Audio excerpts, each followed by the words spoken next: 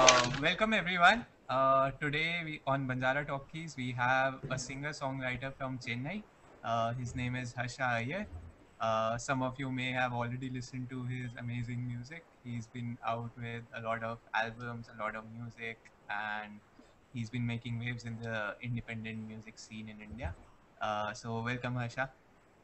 Thank you, man. Thank you guys for having me here. Yeah. All right. So let's begin. We already know a little about you, but why don't you just give us an intro about yourself, a small one, and for the viewers of the session? So I started playing guitar when I was in 10th standard, and it started just as a hobby with a buddy of mine, and we just sort of started playing other band songs that we liked and things like that. And it sort of started with in by the time we got 11th grade, and we started playing sort of for school culturals and things like that, just for fun to sort of bunk classes and whatever it took to get out of school. And and it sort of led to a point where actually the other friend of mine who is the lead guitarist, he was the one who was supposed to sing. So I was just a rhythm guitar player. So we sort of had uh, to play. We were gonna sort of cover Green Day's "Holiday" song back then in 11th, and it was for culturals. And on that day, correctly on the day that the competition was there, he sort of ended up having a sore throat and he couldn't sing. So I knew the lyrics, and I just used to sing along, that sort of thing. And he was like, "You have to sing today," and I was like, "What the hell? I don't know. I mean, like I was never on stage before, and I really don't, you know."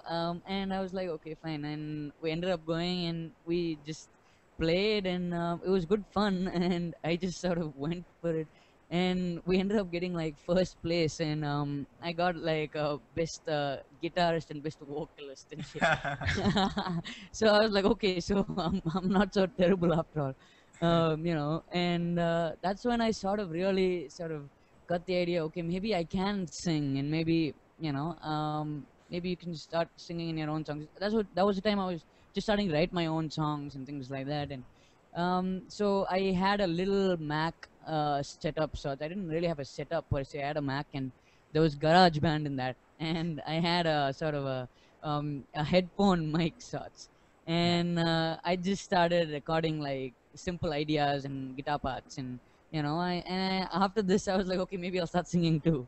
And that's really sort of how it went from stage to stage, where it was just a hobby, and it sort of went to that. And I realized by that time, 11th and 12th, and I was a terrible student at school and everything. So I started focusing completely on music, and I would just wait to come back home and work through the night for music. And that's when I sort of realized, okay, this is something I really love doing, and it's not just a hobby anymore.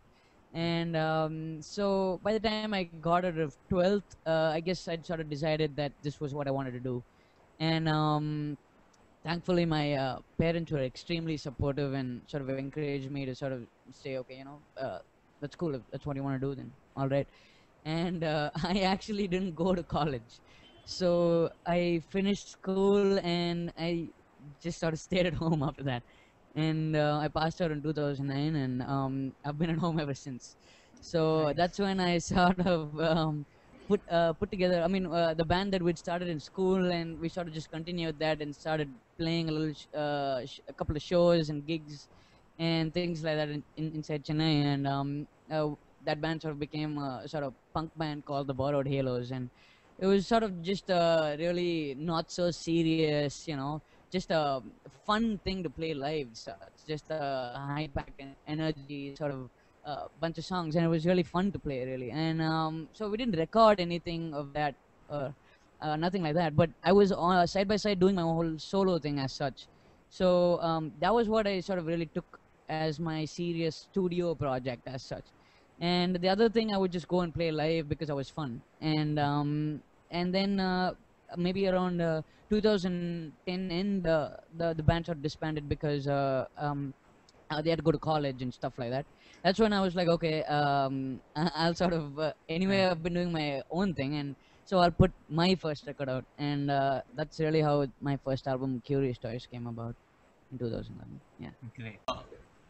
what is your ultimate goal? Like, if you're not playing live, then Right, I would say your main goal is for your music to reach out to people, like people listening to your albums and all.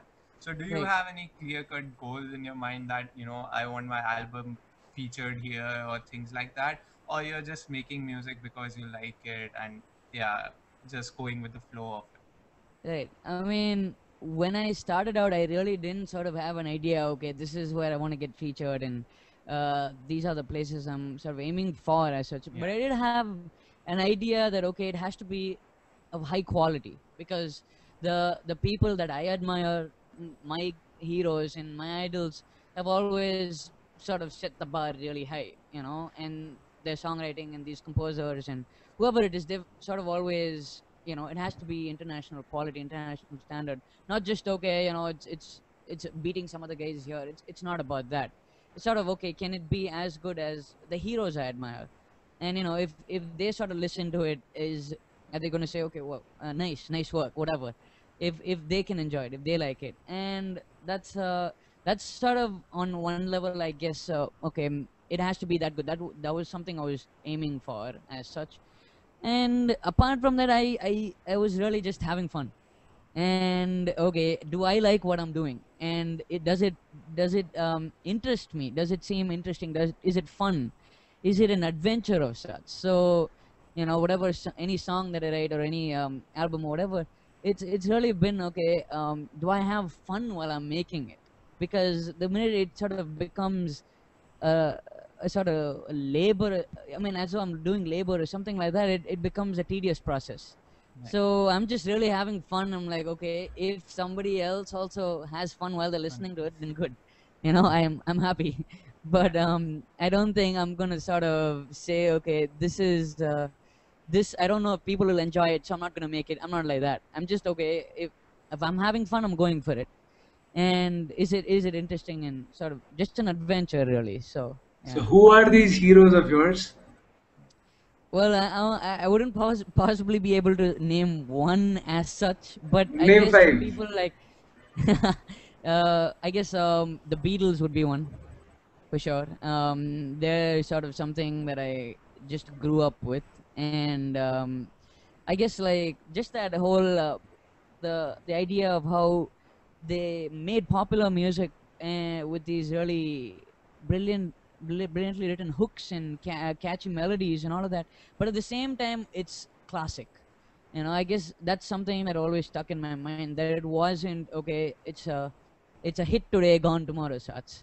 And yeah, I like all kinds. I mean, so that on someday I'd be listening to the Beatles.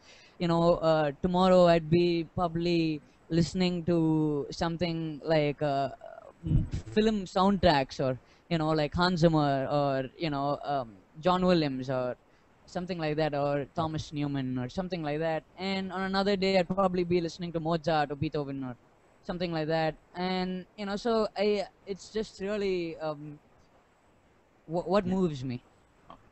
So, coming to your music now, your music, I would say, is very different, okay, compared to what we have Right, in the Indian scene today.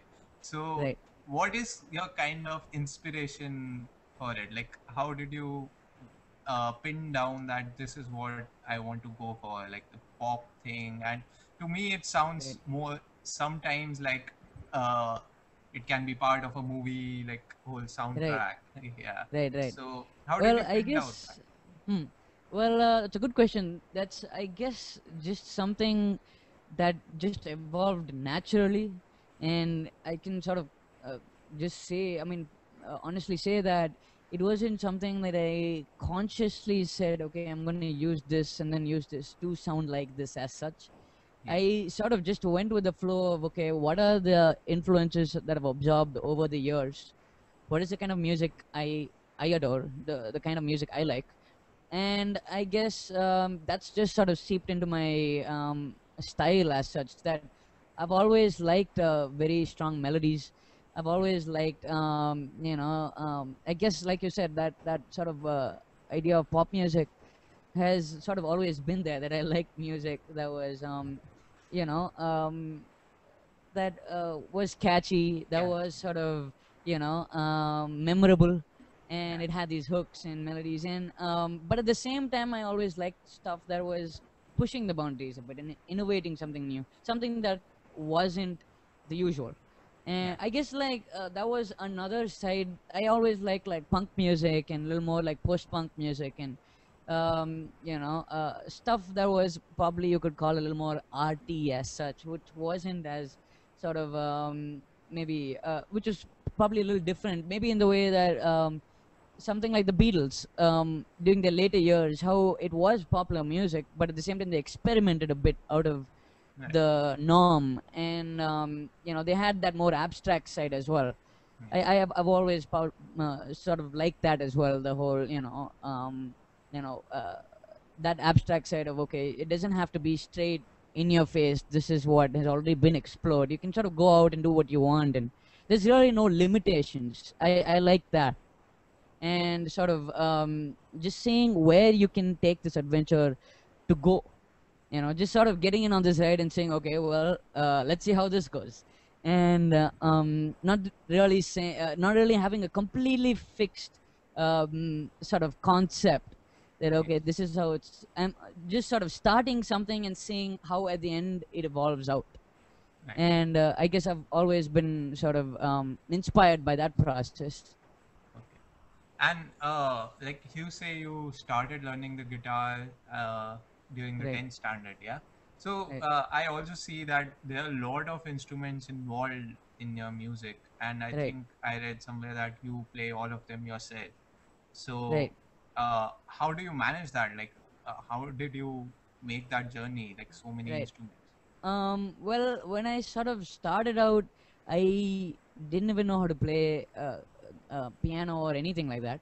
And I just knew the guitar and I knew like the chords. So I was completely coming from a background of, okay, only the chords. I wasn't playing lead guitar or anything at that point.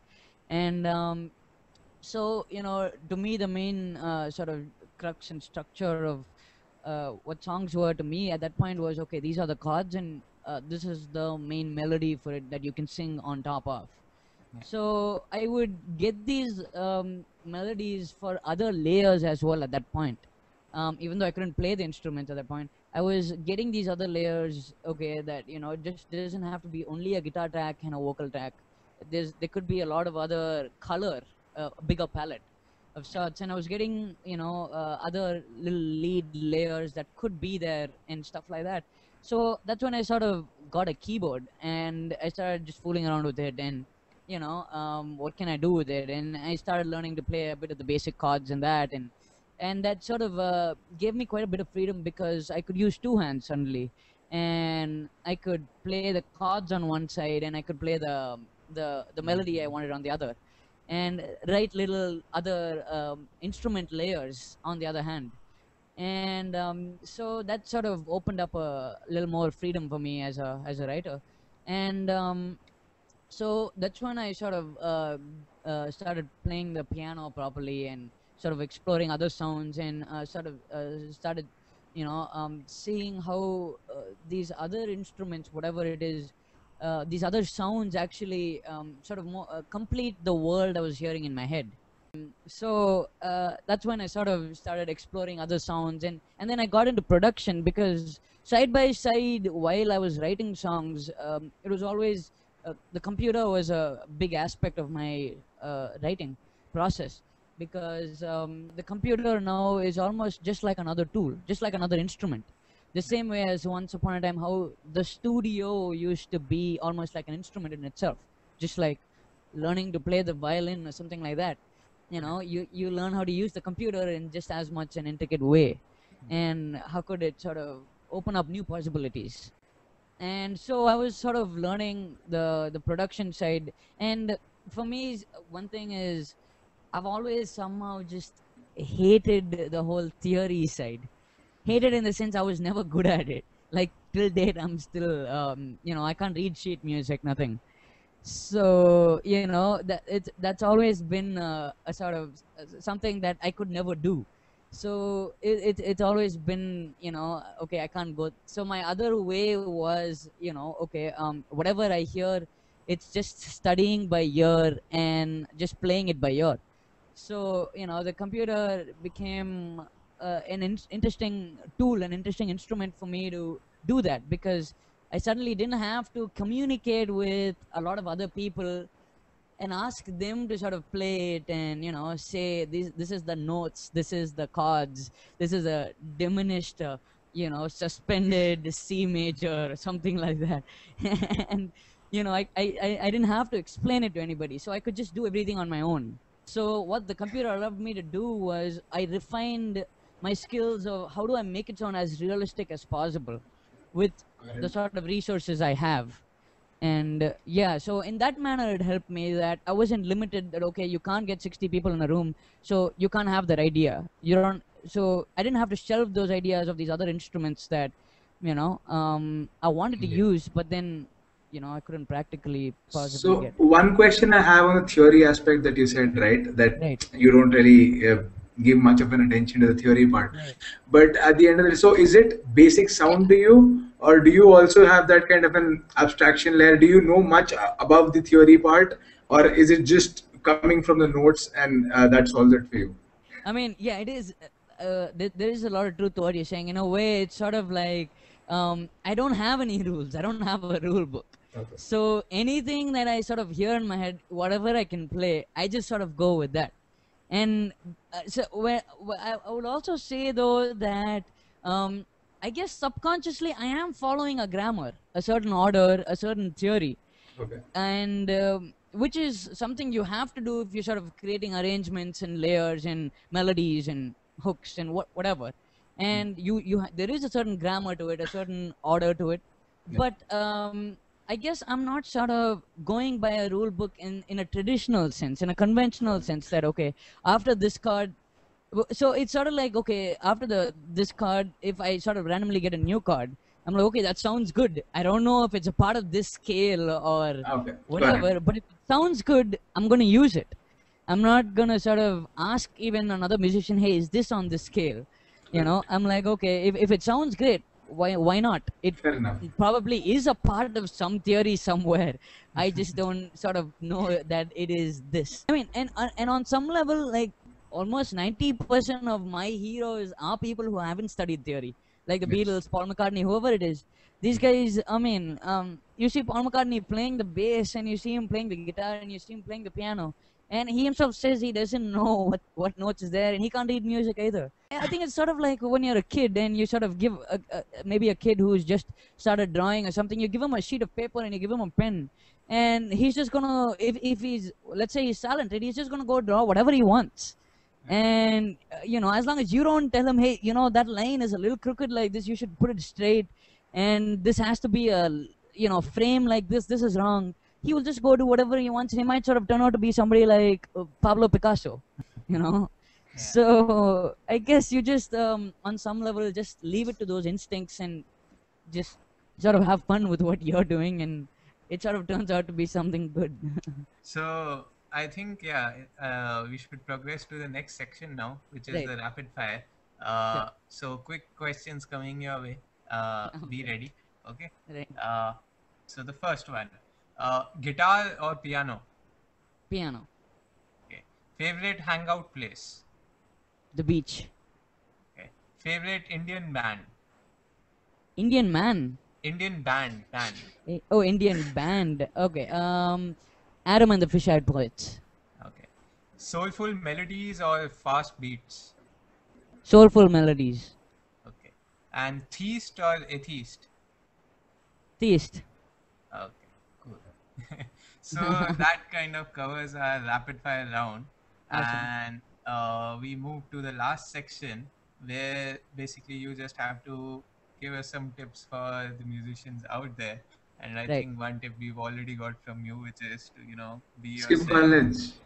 Sorry, skip Skip college. college.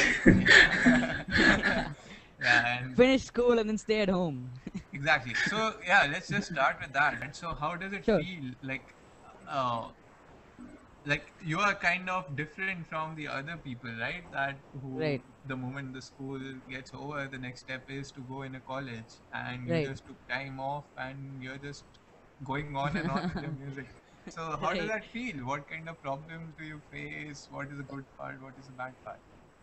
Well, the first sort of maybe a word that comes to my mind is enormously grateful, because I do know that there are a lot of talented musicians out there, artists, kids who want to do what they want to do, but they don't really get a chance because their parents aren't as supportive, and they're sort Yeah. of forced into engineering or something they don't really enjoy doing, but then their parents say, this is what will get you money, and you can't Right. sort of do what you like, and so I guess in that sense, the first thing that comes to my mind is thank goodness I get to sort of be in this position, and I'm enormously grateful to my parents for that, for being so completely understanding.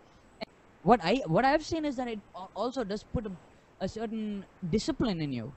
Like, okay, there isn't going to be anybody else to push you, so you have to do it yourself. You're the only guy who can sort of make it happen, and your parents have been supportive, and they've given you the sort of resources you need, and now it's up to you. You can't blame anybody else right now. So I guess that in a way is a good thing, that it sort of makes you independent, and it sort of makes you stick to a certain discipline of, okay, I have to work today, and you have to be productive, and don't waste too much time, and don't sort of just be loitering around and whatever. And apart from that, I guess, like, the good part is that having a little setup of your own today is a lot more easy for any writer, for any composer, any musician. So that again reinforces a sense of gratefulness to all the guys who are inventing this sort of technology. And these guys who are making Macs and these softwares and these plugins, and making life easy for us, man. I know that one more thing is, I don't have the constraints of time. So I sleep, my working hours are very erratic, very crazy, and I sleep during the morning, sometimes at 10, and I wake up at 4 in the evening. Sometimes I'll sleep at 3 in the afternoon, and I wake up at 9 in the night, or it keeps changing on a weekly basis. So my eating hours are really messed up and all of that. So I mean, what this allows you to do is, okay, when you wake up, when you are in the mood, that day, that night, whatever, you can go record. And yeah, so that all of that has helped, and I would suggest to anybody actually who wants to sort of be a composer, who wants to write songs or whatever, any musician, try to get a little setup of your own, whatever, with whatever little resources you can. And it's not too expensive these days, and you can always research on Google, and all the information is at the tip of your hand nowadays. So you Right. can see what's good, which brand is good, which is effective, and the quality is good, but it's not too expensive and everything. Disadvantages as of, maybe, I mean, like, for me personally, if you ask, I guess that I have to do everything on my own. That takes a bit of time. So I guess it's not as simple as if I was just, let's say, an instrumentalist, and I come into a studio and let that guy handle, okay, sir, I need you to just mix this up, and these are the tracks, and just go there, sit and play your parts, and you're done. I guess it goes beyond just being a session player as such, almost. I love the recording process. I love the writing process, the creating process, the production. The mixing is probably the part where I would find it, okay, you have to put in a little bit of extra work. It's almost like you have to sit your ass down and just, okay, work. But even then, I'm still just happy to do it, man. I mean, like, I wouldn't have it any other way. So I guess on some level there isn't a whole lot I can complain about at all. So Okay. yeah. So one thing, so collaboration. So I see a lot of everything from 0 to 100. Everything you do it on your own, right? So Right, at the end right. of the day, tomorrow, do you plan to continue this way, or is collaboration something that is? It's because you collaborating for you is going to be something like, I'm going to compromise on everything, like on a lot of aspects that are mine initially, right? So that Right, is the thing, but it's going to take that load off me, and it's going right. to add some new dimensions to music. So in terms of collaboration, are you going to take that? Do you plan to take that kind of a call where you're gaining and I losing, do. or not? Right. I mean, that's a good question, because, like, actually, in my first album, Curious Toys itself, I did actually collaborate with the lead guitarist of the band who I was playing with, and I did collaborate with him on a couple of songs where he played the lead guitars, and a couple of the small sort of solo shots and things like that. And I did love that. I do love the idea of collaboration, because there is an aspect that is brought to the table that you just can't sort of bring yourself. Like recently, when I did collaborate with a new solo violinist that I'm planning to record for a next album, maybe, or in the future, whatever. And it was really good fun. And there was new ideas that sprung about, and new sort of flavors and sounds that came about because of that. And so I do think that that is an essential process. So I do think that you have to collaborate, and as you sort of keep doing more music, and there will come a time when you want to expand more, and you'll have more sounds in your head that you probably can't play, and you can get other people to sort of play those ideas that you want. Last question: where do you want to take yourself? As in, at the end of the day, you've taken a huge, like a call at the end of your school itself. As you said in the beginning of the call of the session, that your mother and father have kind of put a trust on you, believe in you at Right, times, right? right.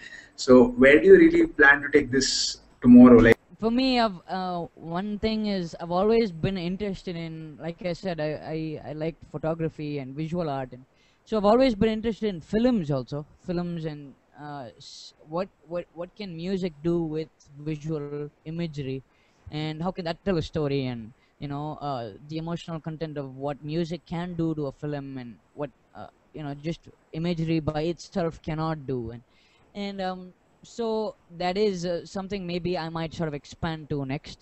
I do like soundtracks and scores, and how songs can affect a film and tell the story better. And so I would probably not say that I'm not gonna be doing anything else except writing songs for the independent scene. I might sort of go into the film. I would love to do, like, if I got a chance, I would probably tomorrow be an assistant to Hans Zimmer or something like that. I would readily take up a job like that. So I just leave it to that in a way, and everything has been a byproduct of that sort of just free spiritedness in a way. So I don't have set plans as such, but the one thing I would like to do is keep growing, keep sort of listening to a lot more music, a lot more artists, and sort of absorbing new influences and learning a lot more, and and seeing how it sort of all seeps through your subconscious and comes out as your own music, whatever. And yeah, and you just want to make something really good, something that transcends time. That's something I would say. Yeah. So to anybody out there who is making music or writing songs or whatever, the one thing I would say is don't ever be dejected, or feel that you've failed at any point in time if you don't get an idea, if you don't get a great song or whatever. Or anybody who is starting out who doesn't sort of feel they're as good. The one thing that I did learn from Western culture, from from these bands that I heard, was every single one of them, none of them are classically, in a conventional way, trained as such. And that is why you, in a sense, see their uniqueness. Right. These guitar players and these piano players and these singers, they're all just people who just started singing, started playing the guitar. And that's how you became a guitarist. That's it. What's the trick to being a singer? Just sing.